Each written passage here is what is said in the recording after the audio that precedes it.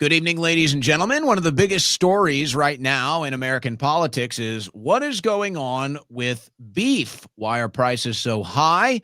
Why is Trump focusing on bailing out the Argentinian beef industry? Why did a tariff on beef from Brazil just go down? But more importantly, what's really going on in Washington, D.C. when it comes to the beef industry? And why are your prices so high right now on beef? So I go to my expert that I like to go to when these stories pop up, anything when it comes to cattle ranchers or the beef industry. I like to go to Brianna Sagdahl. You can find her on X at Brianna9, policy fellow at the Beef Initiative, and really just well informed on these issues when it comes to the beef industry and the beef lobby, you might say. Yes, the beef lobby. So, Brianna, I think let's start with the big glaring issue, which is something that everybody sees when they go to the grocery store and they like to get their ground beef, or maybe they like to get their steaks. Why are beef prices so high right now? Is this something that can be fixed? Is there a remedy, or is this just how it's going to be? Those are great questions, Owen, and I'm grateful to be on your new show. Congratulations, by the way, going independent. Glad to be here.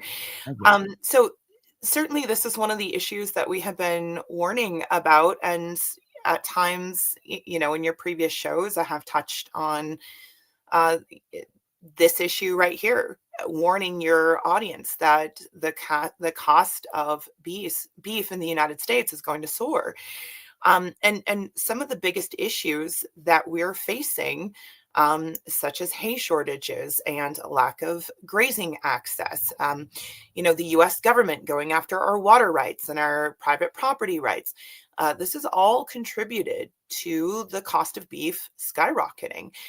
We have been, honestly, we've been a net importer since about 2022. And if importing more beef were the solution, we would have lower beef prices at the grocery store. We don't. We have record high prices. So the only way, in answer to your question, the only way to get beef prices down at the grocery store is to support us cattle ranchers in growing the domestic herd, supply and demand. So it sounds like government regulations are the number one issue that cattle ranchers are dealing with, and it makes it hard. It makes it harder and harder for them to make a profit the more they're dealing with these regulatory burdens and tax burdens. Yes, that's sorry. I always get it this time of year. I apologize. I have horrible allergies during harvest season. So it's not, yes, regulatory burden and the cost of regulations is a huge part of what we're dealing with. Since the 1950s, we have had such a massive increase in regulatory burden. For example, in the 1950s, we were looking at maybe 50,000 regulations before an ounce of beef reached your plate. Today, we're looking at well over 200,000 different regulations. This is a statistic that I've heard over and over and over again. And I mean, honestly, from the Federal Meat Inspection Act to the FDA, to the Clean Water Act, to even down to, humane slaughter rules, for example. We have regulatory agencies that have intervened at literally every stage of the food processing and food supply pipeline. So it's not just the cost of regulatory intervention, but it is the hollowing out of our farmers and ranchers as we have increasingly imported meat and meat products from countries that do not have these same regulatory burdens. So it is, of course, much less expensive for the packers, for example, or the Feeders Association to bring in what we call grind from, say, Mexico or Central America or Brazil even, because these ranchers, they don't have to meet the same regulatory burdens that we do. And so the beef is a lot cheaper to bring in from countries that don't have those same sort of marketplace barriers. And then there's also just the lack of processing capacity in general. We have seen a massive consolidation of processing all across the United States. In fact, there's a campaign right now on the Save Our Food and Farms website that lists 50 different ways that America is losing its food and farms, and specifically how it's losing its farmers. So, I mean, this is not just a one-sided issue, Owen. This is a multi-faceted issue. It has been growing now for decades, and it's now just sort of erupting onto the scene after multiple different market shocks have brought us to this point. Is it different if you take your beef to a farmer's market? Do you have less regulatory burden if you take it to a farmer's market versus trying to get it on the shelves of a grocery store? Well, yes and no, it depends. It really depends on the state. It depends on where that beef has been processed. You're going to find that beef at a farmer's market is going to be a lot more expensive, for example, than beef you're going to find in the grocery store. Um, of course, you're paying for a few different things there, but you cannot. So just let me back up here. It is illegal to sell red meat in commerce in the United States unless it has gone through a USDA inspected facility. Now, there's only a few sort of caveats to that, which are state inspected meat and poultry programs. So technically here in South Dakota, I can have beef processed at a state inspected facility, and I could sell that potentially at a farmer's market, but that cost is going to be a little bit more expensive for the consumer. There's one other caveat, which is called a herd share agreement. And at the Beef Initiative, this is what we encourage people to do, which is buy a share of their cow, get to know your cow. This is actually not only the safest in terms of hygienic considerations, but also the only way to really know that you are getting the meat that is on the farm that you're watching being raised the way that you want it to be raised, for example. You become a owner in a share of that cow. So when that cow is actually taken to processing, say at a custom exempt facility, which is far less expensive to process at, by the way, than a state or fully federally inspected facility, then you not only have one cow entering the process and one cow exiting the process. You have sole chain of command. You know exactly where that meat is coming from, but it's your meat that you own a share in. So you can legally have that processed however it is that you want as the owner. You just can't sell it. So when it comes out on the other side of a custom exempt processing facility, it literally has these big bold letters that says not for sale. So there's a lot of regulatory nuance and quite frankly burden, because there are only a limited amount of processing facilities.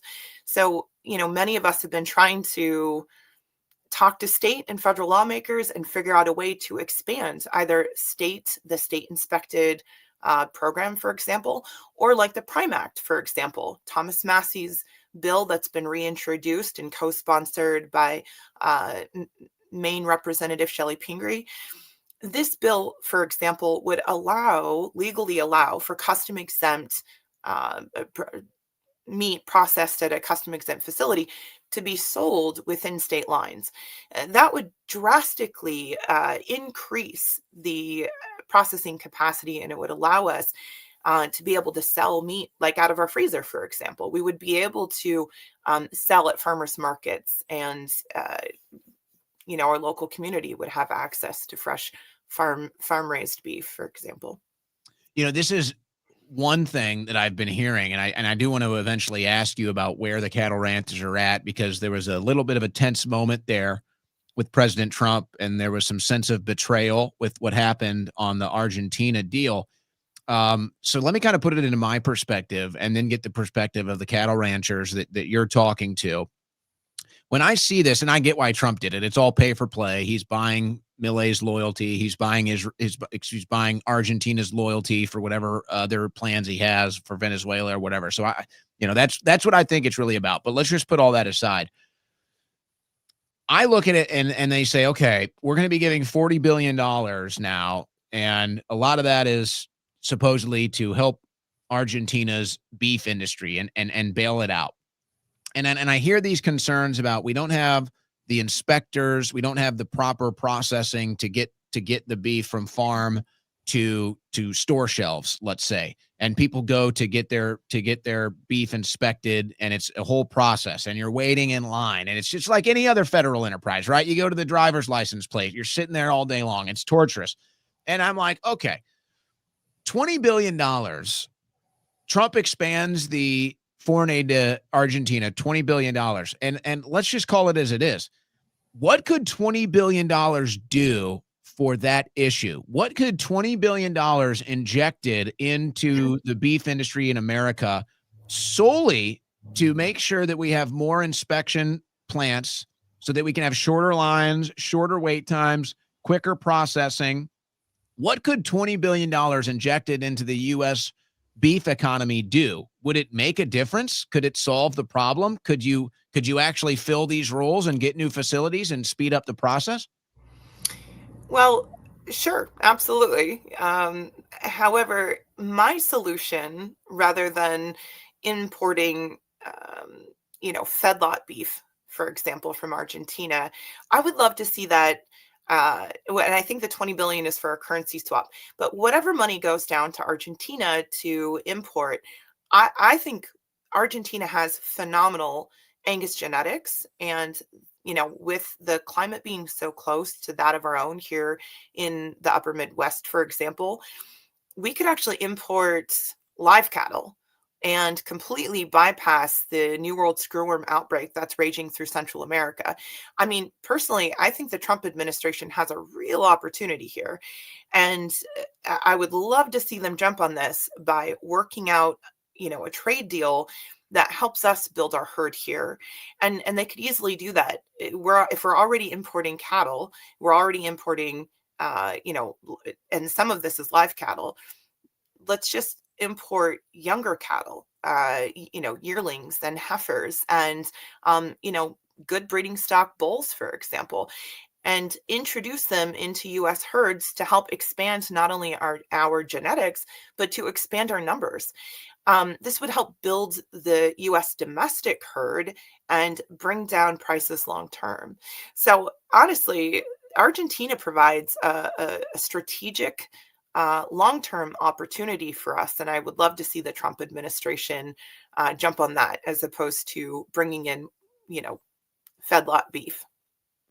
Does this fall under the purview of Brooke Rollins? Is this something that she should be paying attention to? Um, I think I think she could certainly guide the process. And, in terms of the $20 billion, I think that's actually a kind of under the Treasury's purview, from my understanding. It's a currency swap. And the concept is to either supplant or get the Chinese out of the region, or kind of remove some of their influence in the region. Now, I'm not a foreign policy is not in my wheelhouse. That is definitely not my. So then who would the beef lobbyists go to? Let's say the president is out of the office. What administration do they go to try to get a word in? Well, I certainly, now that would fall under Brooke Rollins' purview, and certainly she has had a ton of pressure from not only the feeders associations, but then also the packers, to open the southern border. So that's kind of where we're seeing this balancing act occur, which is that we need to be able to import cows if we're going to, meet the demand that is in the United States. And currently, we're not capable of doing that with a 75-year low within our herds. And so, I think the Trump administration is looking at what options it has without opening the southern border. And I have been saying this for a while now. The New World screwworm fly facilities that they have announced are going to take some years to build and to have fully functioning. There's no way that the packers and the feeders are going to sit around and wait for 2 to 3 years with that border closed. So, I have huge concerns about this, and I think that the Trump administration is trying to get ahead of those concerns by finding ways around the outbreak. And I know that's kind of a diplomatic way of looking at it. Well, I understand that many are very frustrated in our industry. Um, there is some strategy to what they're doing right now. Well, I want to get to the frustration in a second, but I also wonder. It's like anything you want to inject, anything you want to properly stimulate with a cash injection, with proper oversight and guidance, I think can be effective, right? So, okay, we need more processing plants, we need more inspectors, something to speed up the process, something to get the process going, and the cattle to the shelf, let's say, in a much more efficient, effective way. Is this something that is there like a private sector option here? Because I look at certain products, one good example is there's a private sector move that happened about 10 to 20 years ago against GMO foods. There was no real government oversight of this. The government wasn't warning you about GMOs. Basically, the lobbyists were able to kind of just put that under the rug, and so you didn't know if the product you were buying at the store was GMO or not. And then Project Non-GMO comes around, and they basically work in the private sector to say, hey, a lot of people are looking for non-GMO products. You can work with us. We can put our label on it. We'll work to make sure it's trusted. And now people will go to the store, and if it doesn't have that label on it, that they won't buy it. Can you do something similar with the beef industry? Because look, we all want to, I'm not hey, I want zero government. I'm not an anarchist. Like, if we can have an effective and efficient system to making sure that the beef that gets to the shelf is safe for people to consume and everybody feels good about it, then that's great. Is there some way the private sector can get involved into this, and we can kind of maybe ease some of the stress on the federal government to regulate this and have a trusted label in the private sector to say, hey, okay, maybe it's not USDA inspected, but it's something over here that people trust just as much or maybe even more? I think that's a phenomenal solution. And personally, I always think that the private sector does everything better than the public sector.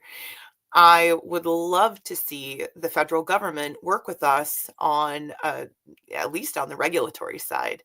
But for now, the Federal Meat Inspection Act and the Poultry Products Inspection Act, for example, regulate how and it, that those laws give sole jurisdiction and authority to FSIS, which is the Federal Safety Inspection Service, in terms of how any meat product is labeled.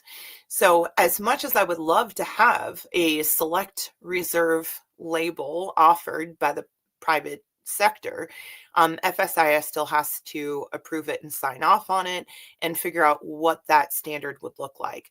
For now, there is one solution that I have been kicking around with colleagues, which is the idea of the federal government, this, pardon me, this administration working with the states to expand what is called the Meat and Poultry Inspection Program.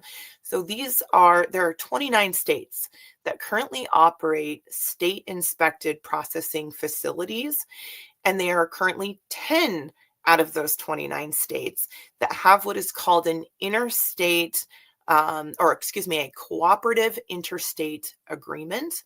And if this administration just merely worked with the other 19 of those 29 states to expand the cooperative interstate agreement, we could have state inspected facilities approved by FSIS to ship interstate. In large part, this would bypass the consolidation of the few federally inspected facilities that are mainly owned by just 4 packers at this point. So it would broaden up, or excuse me, it would greatly broaden and expand our processing capacity almost overnight. So the drama that we saw, the tension that we saw, there was a lot of media attention to this. There were a lot of headlines about people in the beef industry and the cattle ranchers feeling a little betrayed, was one of the words that we saw a lot, betrayed by the Trump administration. How much of that was legitimate versus just people looking and fishing for negative headlines about Trump? Was there some real beef there? That's funny. Um, I think that there's always contention and frustration, and especially right now, because, look, let's face it, we're losing 63 family farms per day. We're losing about 2,000 acres of farmable, arable croplands every single day in the United States. Ranchers That's and a farmers, shocking statistic. That seems like a pretty serious number. it is drastic, absolutely drastic. It's I would I would say it's a crisis at this point. We Sounds are like a crisis. Yeah. Yeah, yeah, we're right there. Pretty much right where we were in the 1980s all over again. And in the 1980s, livestock really, not just livestock, but the ability to diversify operations really saved many family farms. Unfortunately, this time around, there's this simultaneous sort of war on the cow. And so we've got these monocroppers that have been drastically subsidized by the previous administration. And they have overproduced corn and soy. Now they have no market.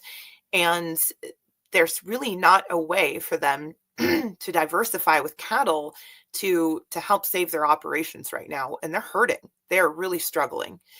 And in the last 5 years, over 50% of farmers and ranchers have lost money. They have lost farm income.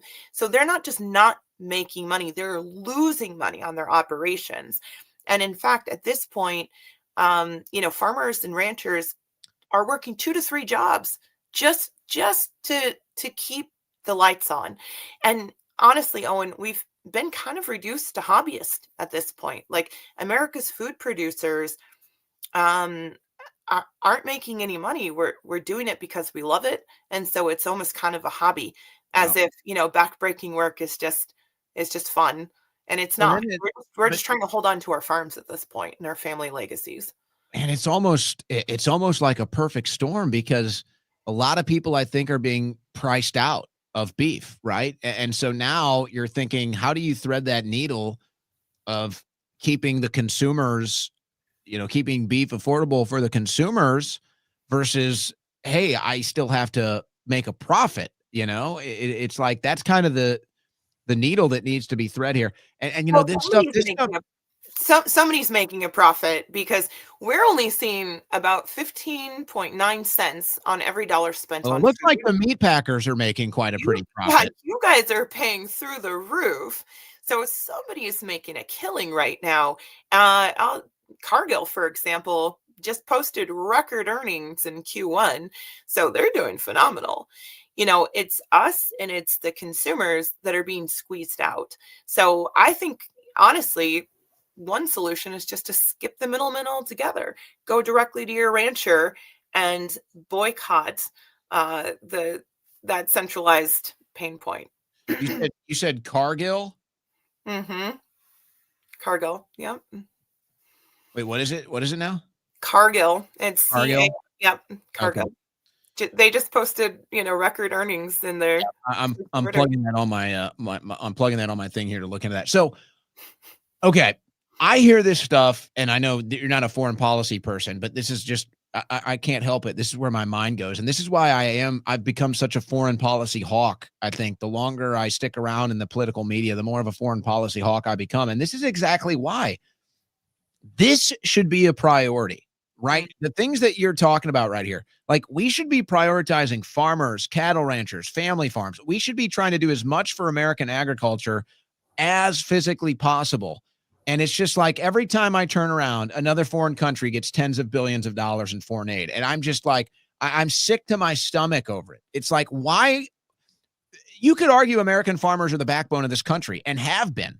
since its foundation. You could argue it. You could argue that the American farmers have been the backbone, a cornerstone, a support column for the entire country. And it's like they're struggling more than ever right now. Who's giving them aid?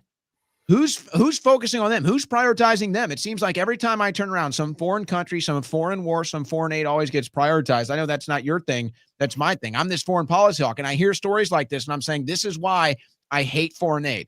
This is why I'm such a foreign policy hawk, because it seems like every time some foreign country needs us to cut a check, we have tens of billions of dollars, and then I have to turn around and look inward, and our farmers are struggling. Our cattle ranchers are struggling. It should be this is a complete reversal of what we should be doing. We should be supporting our people before we support these foreign countries. But that's my foreign policy hawkishness. So before I let you go here, a more fun, let's say less stressful question. So I noticed this. I'm a big steak connoisseur. Okay, I like going out. I like trying a bunch of different steaks. And there's this new thing that I see happening in American steakhouses, and that's this idea of a American Wagyu. Okay, they got this Texas Wagyu, got this. None of it's good, by the way. I just got to say, if you go to a steakhouse and it has something else that's not Japanese Wagyu, quite frankly, probably Japanese A5 Wagyu, I don't think any of nothing really stands up to that standard. Is this a racket? I feel like this is some sort of a marketing ploy so that you pay double for your steak. Is there something to American Wagyu, or is this just a branding thing to make you pay more for it? Because I feel like every time I try some new Wagyu that's not Japanese A5, I feel like I've been had. That's funny. So I don't know if it's necessarily a marketing ploy for extra money. I think what we're really trying to do in the United States is encourage more animal fats. And that's one of the biggest problems. In fact, one of the biggest reasons why we're getting priced out by lean cuts and lean trimmings from other nations, because we grow really quality, nice, fat cattle here in the United States. And since the nutritional guidelines, for example, had prioritized things like corn oils and hydrogenated oils, saturated, right, and said that saturated fats were bad, when actually now we know they're incredibly important for your brain. These fats are actually brain food, right? We have had a big problem getting rid of lard and cattle fat.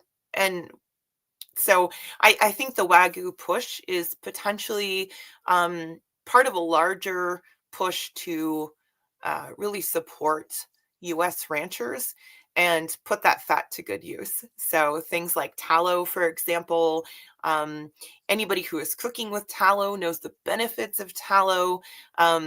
People who are really starting to integrate those animal fats back into their diet, all of that helps U.S. cattle ranchers. Steak and Shake just announced that they're trying to do everything in beef tallow now. Did you see that? I'm so excited about that. I'm hoping that In-N-Out will follow their lead. Yeah.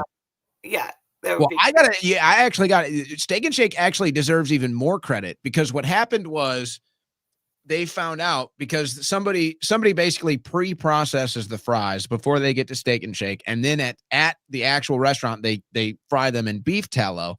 But what they found out was that the source that was pre-processing and cutting the fries was not using beef tallow. So now Steak and Shake doubled down and they say, no, we're trying to have the whole process with beef tallow from literally the farm to when we serve it at your table at the restaurant. So if that became the industry standard, I think two things would happen. I think one, it would probably maybe be a nice little opportunity for cattle ranchers to kind of find a new way to maybe find a way to earn income. But it would be so much healthier. It'd be so much healthier for the American people to consume that instead of the vegetable oils and all the other crap that they cook this crap in that's making everybody fat and stupid. So maybe Steak and Shake changes the game like that. Brianna, really, really appreciate your time. If people want to follow your work, where is the best way to do so? Absolutely. So you can follow me at the Beef Initiative at beefnews.org. But you can also follow me on X at Brianna9, and make sure to check out our 50 Ways That We're Losing the Family Farm at sofaf.org. That is SOFAF.org. Thank you for your time, Owen. All right. Thank you. Good to catch up.